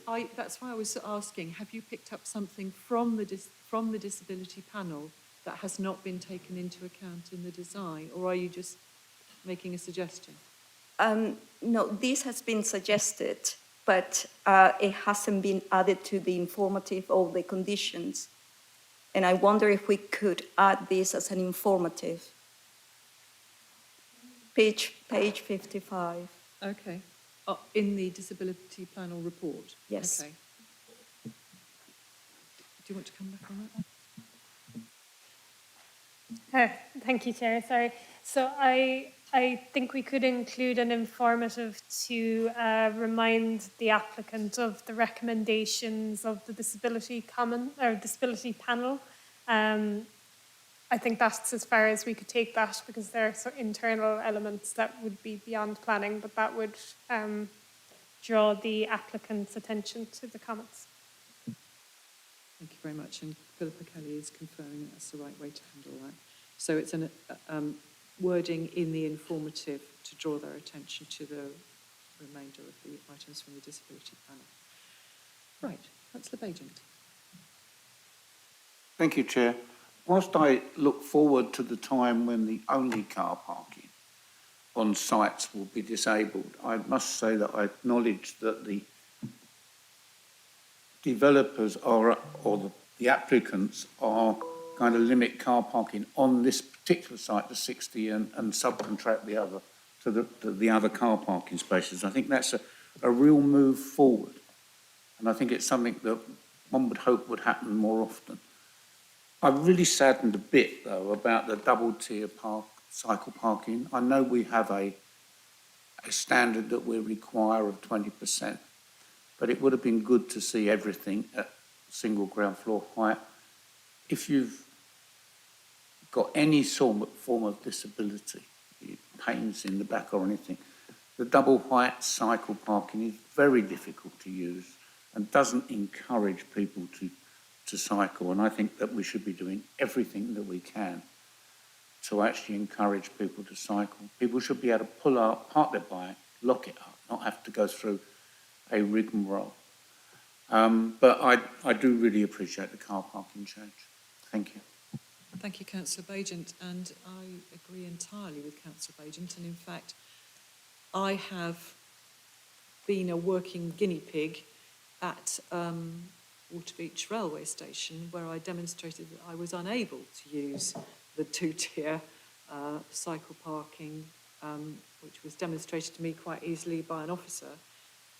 But women aren't as strong as men, generally speaking, and but it's not just women who use cycles; it's all sorts. So I would agree. I would prefer that there was a greater proportion of single, flat cycle parking, but we know that it takes up a greater land area. But yes, I would certainly encourage a developer, if they had the opportunity to, they realised that they weren't using car parking spaces, that actually they give some thought to putting more cycles parking on the ground level. The way we can. Okay. So we need to address our policy, don't we? Okay then, thank you very much. Has anybody got any other points to raise in debate? Councillor Stobart? Chair, an apology, I suppose, and a comment. I did raise as my third question earlier about monitoring of water. I notice under condition 36 that is specified in some detail, and I would warmly welcome that. Perhaps just one question. would such a system allow the water consumption of particular tenants to be monitored? So that's the first. The second, which it's unlikely we could enforce, but at least we could comment on, is whether that water consumption data, and I'd also wrap up with that energy performance data, could that be made available at some point? You know, we're very keen on getting data points on water consumption. And I think, you know, we're talking about quite a novel building here. And it would be great if the data, the performance data for that building could be made available, if not necessarily to us, to those who are working in perhaps research or investigations of building performance.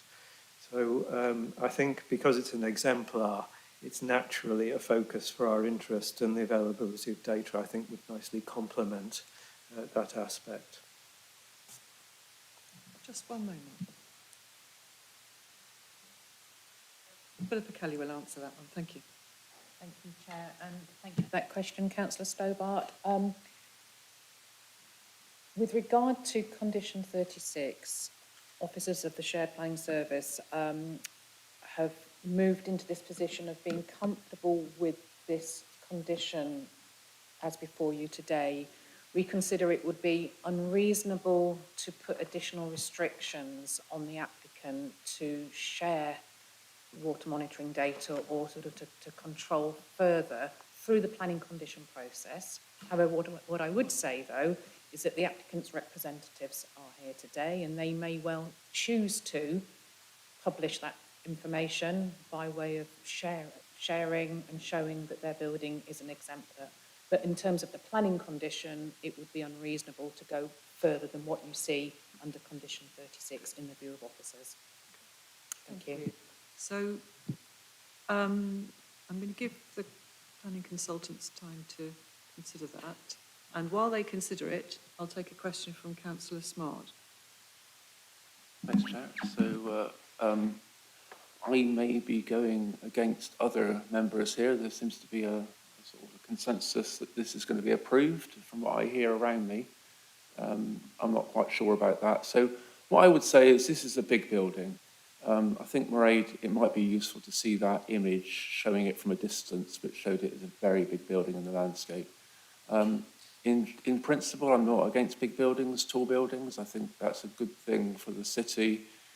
We need development, we need jobs, etc., etc. But the important thing about architecture is its context. I appreciate that Allies and Morrison are a well-known firm of architects, but the applicant is keen to develop the site. That's their intention. And so this building does stick out. It doesn't fit well into its context. It may well be that the context will be developed in the future as well, but that's another matter. At the moment, it's quite a bit bigger than what's around it. And to my mind, I would have said at least a story lower would have been better. However, we have what we have, I suppose. The other thing on that, in terms of architecture and the big picture, is that the fins have been talked about. And I've been thinking that through, and to my mind, I mean, the facade isn't everything when it comes to architecture, but it is an important aspect of what we see when we look. And the fins seem to sort of put that to one side as if it doesn't matter. It's not about how the building looks. And we live in a very technocratic city, it's a science-based city. So that kind of approach to architecture could be appropriate for this city, although it would be a bit left of centre, I guess. But the idea that somehow the facade of a building doesn't matter, that it's just about these fins that are, you know, to do with sustainability, i.e. technological, could be appropriate and could have a beauty of their own in that context, I guess. They don't give that beauty to me. As others have said, I'm not convinced these fins are going to even be maintained for 100 years. I don't think the building will be there for 100 years, but that's what's been said. It's also been said that the life cycle of the building, i.e. 100 years, is how long it's going to take the trees to grow. Now, I'm always suspicious of an application that talks about landscape being the thing that will be more important than the the object. So they're hiding the building. Why should we want to hide the building? Because the building doesn't look particularly attractive anyway. However, all that said, I appreciate Alison Morrison's approach to this building because it's hidden anyway. It's within the centre of the science park, so you can't see it anyway. My concern only is that, coming back to the height of it, if we allow this building at this height, this is going to give the green light to future developments around it at that similar or higher height, it seems to me. And I'm just concerned that that's going to be a problem for the views and environs of it around that area. There's only been one representation on this, so we have nothing to go by really in terms of resident interest, and I presume that representation is from Cambridge Cycling Campaign, who are a reputable local organisation of which some members are members. But the thing with that is that they note, and with regard to other things as well, that this building meets the minimum requirement. It is not exemplary. We've talked about the building being exemplary in this meeting, and some things about it may be exemplary, but it's not exemplary in all its aspects. Its BREEAM classification is not outstanding, it is excellent. So we've had buildings come here before with outstanding, so it's not met the best, highest classification it could have. I'm just concerned that it's not an exciting, wonderful, building. It's just doing its job as being a building that it needs to be, but not something extra to that. So I'm not impressed by it, but that's not a reason to say no to it. So that's where I would be on that. And just in terms of those trees, is it really the case that the trees are going to take 100 years to grow to cover the building? And would the trees still grow if the buildings around it were developed to be higher? Would they get light to grow? I'm not quite clear about that, but I don't know if I'm still allowed to ask questions, but that's just a concern that relates to the sort of explanation of its architectural context, which to me is not very significant, but has been said. Thanks. Thank you, Councillor Smart. Can I ask Mairead to answer the question about the trees, but can I also add my concern that actually some of the trees that were going to be large trees planted next to the building in order to mitigate the view of it, I'm just concerned as to whether they will not thrive because they're close to the building, and the building might suffer from the roots of those trees. So I'm just wanted some clarification on that. Thank you, Chair. So this has been looked at in great detail by the Greater Cambridgeshire Planning Service Landscape Officer, and she has suggested these tree species and agreed that these should be conditioned as the tree species to go in this location. She is satisfied that there is enough space for these trees to thrive. I don't believe that in my report it says that the trees will take 100 years to mature. I don't have that information. I don't know how long it would take for them to reach their full height. But just to clarify that we're not asking or seeking that the trees would hide the building. It's about softening views and having a sort of soft landscape around the building when viewed from this point on the Mayor Way, which I should also point out is a very limited view. It is one small area where the hedgerow is quite sparse on this route. It's literally just one element. Thank you very much, Mairead. Right, okay. Did that answer your questions, Councillor Smart? It did. I just wanted to say to Mairead, if I may, Chair, that I may have misunderstood what you said, but I think you said something along the lines that the trees would mature in the life cycle of the building, and then the life cycle of the building was said to be 100 years. So I thought that's what you meant, but you may have meant within the life cycle of the building, which probably you did, I expect. So apologies if I've misunderstood. Thank you, Councillor Smart. My understanding was that they would mature not necessarily at the end of the life cycle of the building, but they would mature during the presence of the building on the site. Just before I come to Councillor Stobart, I wanted to come back to the agent. We asked you to consider whether you might be able to share the data on water consumption, and I wondered what you thought about that. Yeah, so, I mean, in principle, absolutely support that idea. One of the things with this building is that tenants will be signing up to green leases. I think the only caveat there is we would have to get tenant agreement for them to actually then go on and share that data more widely. But yes, in principle, completely support that. Can I just check then? Would we wish to put that in as an informative that had been considered?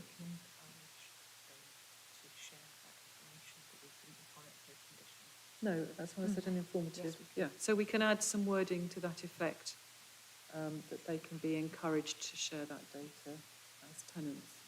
Can we add that into an informative so that people don't forget that that's what's been suggested? So that would be informative 10, I think, or somewhere around there. Just one moment. Yep, okay. Councillor Smart. I mean, if we want to do that this time, fine, but all the conversations I've had about water usage have said quite clearly from officers that we can't require applicants to provide ongoing water usage data. So that's been my understanding to this date. I think if we do that this time, that even if it's informative, may be unfair on the applicant if we're not going to do it generally, but it's up to you, Chair. I'm going to ask Philippa Kelly to respond to that. So the question was asked of me whether we could add an informative to actively encourage the building operator to make the water consumption data publicly available. My view is yes, we could. That's within your gift as a committee to have that as an advisory planning condition, informative, but it is only that. It is in advisory and will not bind the applicant to providing that information. That is where I would strongly advise against widening the scope of the planning condition, but indeed it's in your gift if you wish to provide an additional advisory informative along the lines as I've set out. Thank you very much, Philippa. I'm going to come to Richard Stobart now, and I'll come back to you, Councillor Smart, in a moment. Chair, thank you. It was a comment on the perspectives around the site and the trees in particular. I think, yeah, the trees aren't going to grow and shroud the building, but they will, as the officer pointed out, soften the lines. And I think that makes for a kind of natural solution. And if you do proceed, I think we did see one of the access routes is along that green corridor through the science park, then actually the building you would see it a little in the distance, but the moment you would see it in full would be as you walk through the trees and up to the entrance. And I think in context, that would be a good way to present a modern building which, you know, was going to be occupied by advanced R&D. You know, it should be a striking building, but it emerges from that path, if you will. If you look around the buildings, just to the left as you're looking at the front, there's a building with a pent roof behind, there's a kind of hangar type curved roof, and over to the right is more conventional roofing. And actually, you know, the roof line would, in a sense, this provides a focus for those roof lines. Actually, I thought, thinking of that building in that context, it was a reasonable fit, but it will, in due course, perhaps encourage different types of building. I don't think it really stands out, and will stand out. The access along the Mereway is very brief, and in fact, if you're cycling down the Mereway, you're not even looking; you're looking where you're going, yes, not exactly. actually out at this. What would I think actually be an attractive cluster of buildings in due course, but yeah, from the Mereway, you're not there for a scenic trip. Exactly. So I would say it fits, and the way you would approach it, it would be very striking. Okay, thank you very much, Councillor Stobart. Councillor Smart, did you want to come back? Yeah, sorry to come back again. I've not been in this position before, but just, and it's the final thing I'll say, but I'm not clear who the applicant is meant to provide the water data usage to, and what those people or person is going to do with the data when they get it? Can I have an answer to that? It had been suggested that an informative was drafted. I would suggest that on the basis of what I've heard today, the informative would state the applicant is actively encouraged to ensure the building operator makes the water consumption data publicly available. That's it. We've got no control over how they do that, when they do that, or who they share it with.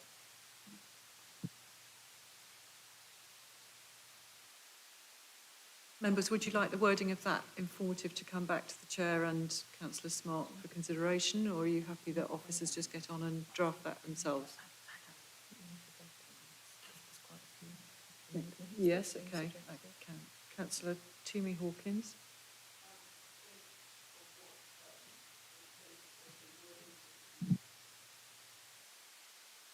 I'm sorry. The wording we've just heard, read out by Philippa Kelly, actually works, I think. There's no need for it to come back to the Chair and Vice Chair. And on that basis, can I move a motion that we go to a vote on this, please? Absolutely, Councillor Hawkins, but we just need to clarify some of the amendments and some of the conditions, informatives that we suggested. So I'm going to hand over to Philippa Kelly for that.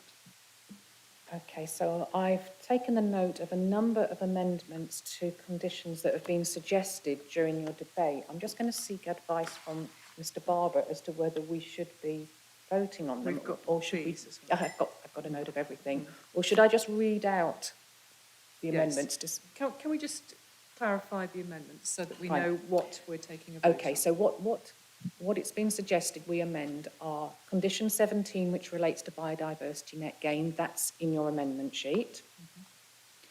An amendment to condition 30, which is the parking management plan. Hang on, there was additional wording on the transport plan But as that, well. that's just in the narrative rather than the actual condition. So, condition 17, biodiversity net gain, amendment on the amendment sheet. Amendment to planning condition 30, which relates to the parking management plan, to include specific reference to disabled parking provision. A further amendment to condition 23, which relates to hard and soft landscaping, specifically criteria D, the street furniture element, to ensure regard is had to provision for people with disabilities. An additional informative to have regard to the recommendations of the Disability Consultative Panel. And finally, an additional informative to actively encourage the building operator to make the water consumption data publicly available. Great. Thank you very much, Philippa. So I propose we go to a vote at this point. Thank you. And Councillor Hawkins has seconded. Sorry, Keith, did you want to say something first? Yes, Chair. I haven't detected approval to all of those amendments Philippa has just reminded you of. So I don't know whether you want to get an approval for those en masse or individually, so that members know fully what they're actually resolving to do when it comes to the recommendation. With due respect, I think we've had the discussion and I think Philippa has summarised them. My understanding is that if members vote for this, they're voting with those amendments in mind. So are you happy with that, Keith? No? Okay, No, right, okay. I'm not So smiling, would you like sorry. us to vote on that as a block of amendments first? I think you need to take each one individually, lest one or two fall in the interim. So let's take them one at a time. I think Let's that take may them be one at a quicker. time. First proposed amendment to condition 17, biodiversity net gain, as set out on the amendment sheet. Does anybody object to that? No? Right, so we've got that one. Amendment to condition 30, parking management plan, to include specific reference to disabled parking provision. Agreed? Okay. Any objections? No?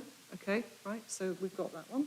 Amendment to condition 23, hard and soft landscaping, criteria D, street furniture, to ensure regard to provision for people with disabilities.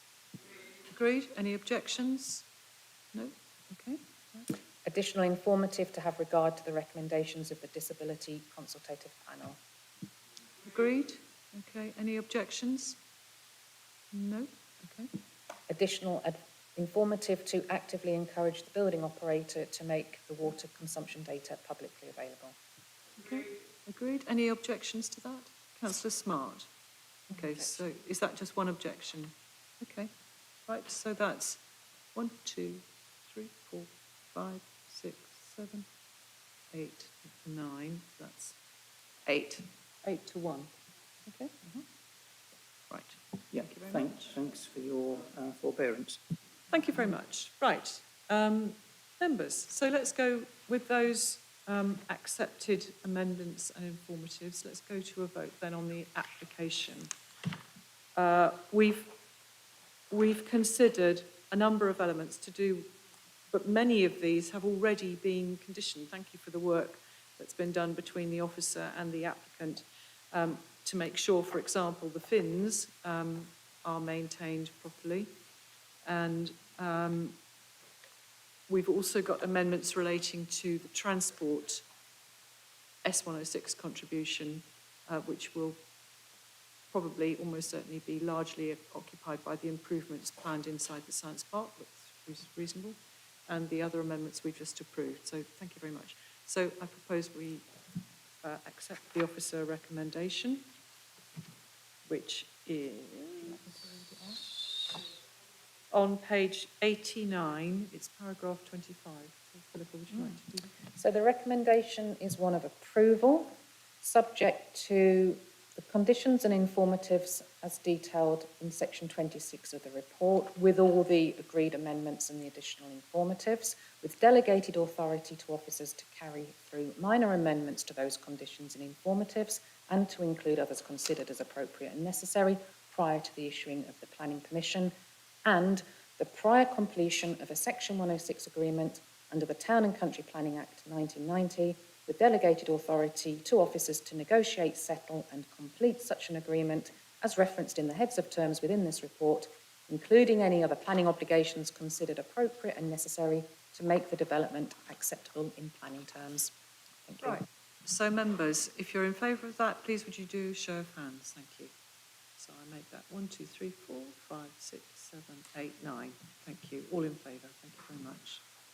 Right, with that, that's the end of our formal business for today. Members, remember we have a briefing afterwards, which I'd like you to stay for, but we will go offline. So thank you very much indeed to our applicants for attending today, and thank you very much for... Thank you very much indeed, and we'll have a maybe a 10-minute break, members, before we come back in. Thank you.